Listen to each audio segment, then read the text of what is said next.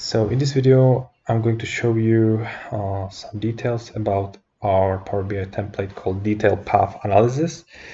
Path analysis is useful if you are interested in some specific touch points on certain positions. Or if you want to know some order of touch points, you can set it here and see the results. So let's take a look. On the top, we have three different slicers. We have slicer for length, which goes from 1 up to 20. Then we have date and slicer, which distinguish paths where conversion was made or wasn't made. Then we have lots of very similar slicers here. These slicers helps us to set the path we are searching for. For instance, let's say we are interested for paths where, let's say, direct is on first place, and suddenly we can see that the whole table was changed, and now we have paths where direct is in the first position. Then we can say that the second one should be another, let's say, Edwards Brent. And again, we have paths where the combination is direct and Edwards Brent. And we can go like this up to 10.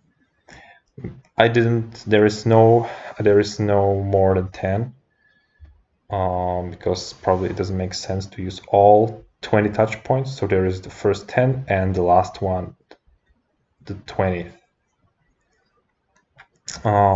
Then we have a couple of KPIs. So we have count of unique paths. So in this case is around 500. Then we have path conversion ratio, average of length, and number of all touch points we have here in this combination. This is not very useful right now, but I'll show you the example when we're going to use it. So let's clear this. I'm gonna explain the last slicer we have here called value. This slicer shows all paths with specific touch point. So let's say I'm interested in paths where Edwards Brent is involved. So let's click it, and suddenly I have all paths where Edwards Brent was used, no matter which position it is. So it's on the first position, it's on the second position, and so on. So like this, you can select exactly the paths you are looking for. Here we have the table. As I already showed you, the first column shows the specific paths. Then we have number of paths. So in this case, let's clear it.